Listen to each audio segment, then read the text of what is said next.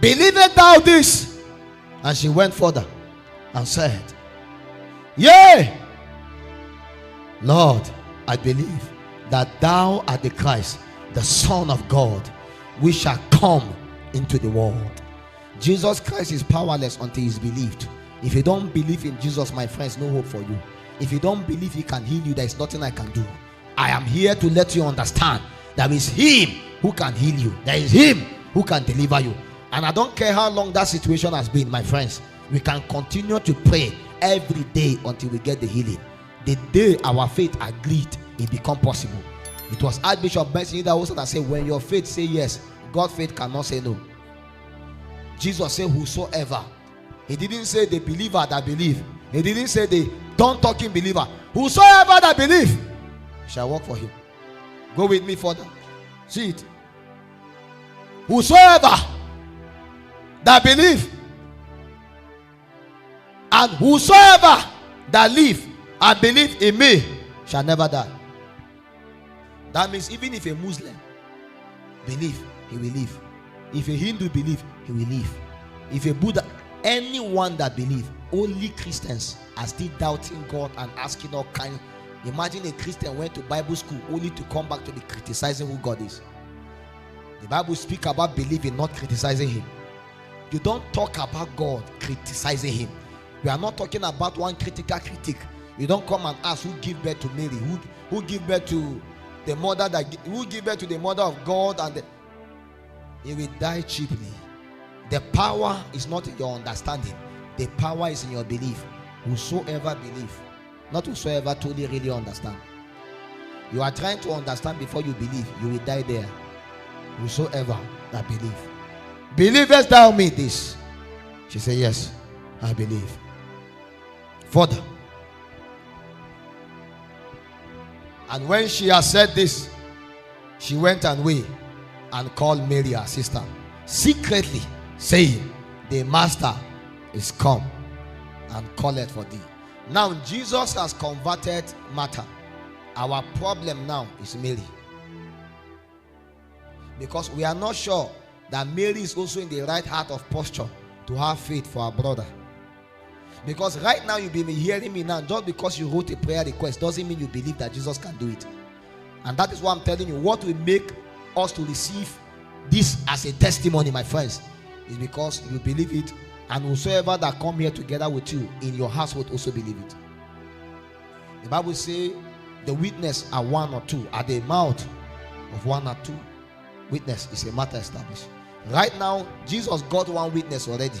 He's looking for the next witness so that the matter can be established. Go with me.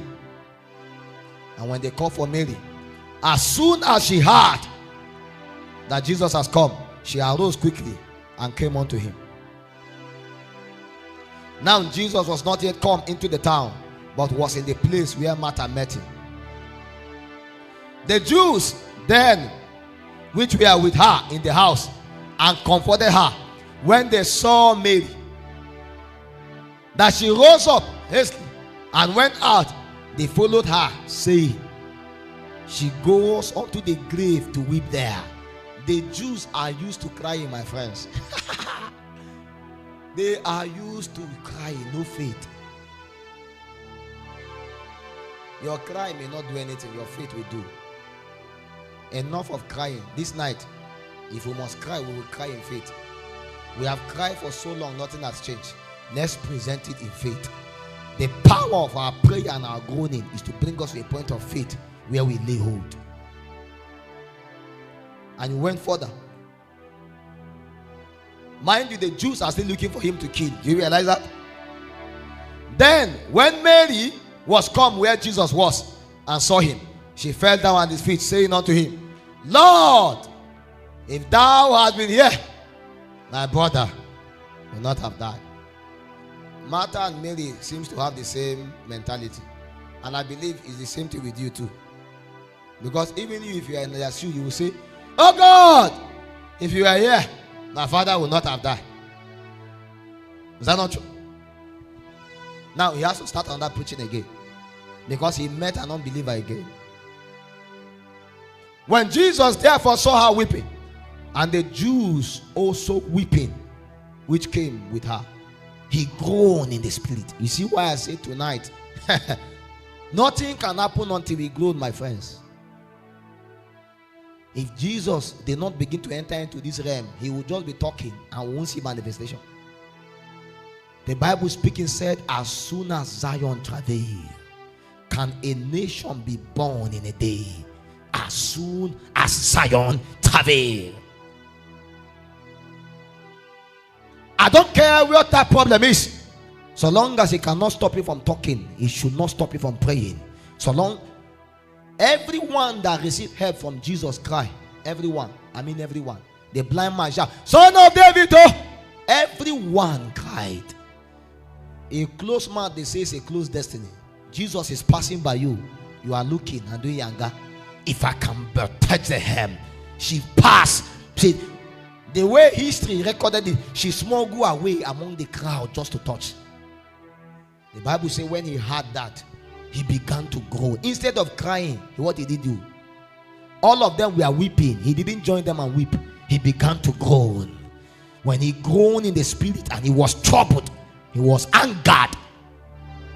And he said, where have you laid him? At that point, faith was built. They said unto him, Lord, come and see. And Jesus wept. You see, the transcription, do you realize that in this Hebrew context, they are trying to understand what really happened to Jesus at that moment. So the better way to explain it is that he's crying. He wept. But see, me and you, we know that it's not as if he cried. He was actually groaning. He just groaned the more. So the translator of this lexicon could not truly decipher, because Jesus has left the place of that one. He has entered groaning now. Now he's already angry in this. Have you been angry and you're shedding tears? Have you been groaning in the place of prayer and tears is coming out? If somebody look at you and say you are crying, the person don't know what he's saying. He's no longer crying now. He's activating a mystery, because Lazarus must come back to life. The Bible says when he began to groan, he was angry. And when he became angry enough, he wept. And when he wept, the Jews said, now the people that wanted to kill him now could not kill him again. They say, behold how he loved him. They became so emotional now, and they felt they should sympathize with him. They didn't know that now he's going to look for their trouble again, because he's about to raise the dead. How he loved him! Look at how he cried. Have you ever been to a burial and you are not crying? People look at you as if you are the one that killed the person. I went to one the other day. Have you attended burial in Benue before? It's a time to eat free food. I went for one early in the morning. You download Honor. Before afternoon, you eat another one. Before evening, I said, what? When is the time for crying? Then later, when people are not bringing food, you see some women will just gather together and start crying. Oh, hey, hey. Then when they bring food, they will stop and now eat. So what? Everybody pack their, they will come and stay until you beg them to go.